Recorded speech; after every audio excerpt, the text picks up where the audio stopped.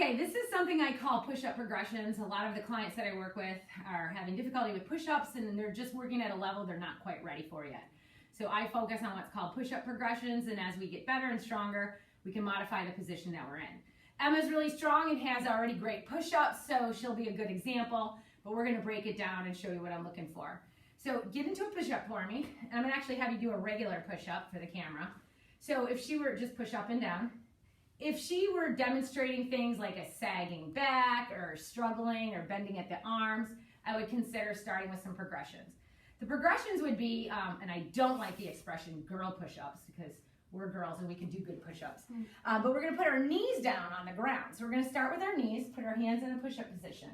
We call these elbow pits. So if you can see here, I have Emma put her elbow pits pointing forward. I don't want her hanging on her joints, so I don't want her elbows extended as much as they are, but we're turning them forward because that's going to turn on some of these scapular stabilizers that are going to help give her some strength and control during her push-up.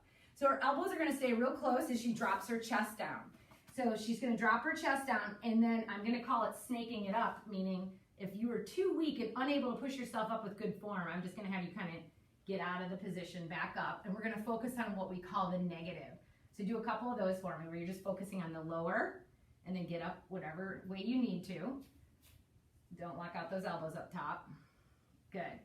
So once she's strong enough, I want her to be able to go down and up, maintaining good form. Watch the neutral head, lower to the ground, elbows tucked in. And if she's able to maintain nice form, now we're going to extend her legs out into a true push-up position.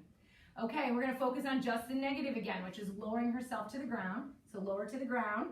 And if she were not strong enough to push up with good form, I'll have her put her knees down, get yourself back up. Start with the negative, lower yourself, don't lock out those elbows, slight flexion of the elbows, bring your shoulders over your wrists, bring your feet forward a little bit. There you go. All right, lower, good, and then kind of get yourself back up, and then lower, good. Now, once she's strong enough, we would move into the negatives and positives, maintaining good form. So now showing a couple push-ups with good form from the top. So all the way down, all the way up. And then up and down for a couple more reps.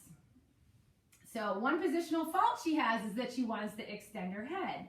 All right, so I'm going to have you get out of this position for a second. I'm going to show you what I'm referring to. So a couple postural corrections on Emma is that we're working on that extension of the elbow. She has a tendency, because she's very flexible, she's a gymnast, she wants to hang on her elbows. So I would want a little tension up in those arms up there. And again, keeping and maintaining a neutral head position. So the sequence would be the lower, and then if we weren't strong enough, we're going to get ourselves back up, lower, again with assistance. And once we're strong enough, we're going to lower and press up. Lower and press up. But we want to work at the position that we're at, and we always focus on form first. So we're going to break it down. We call them push-up progressions.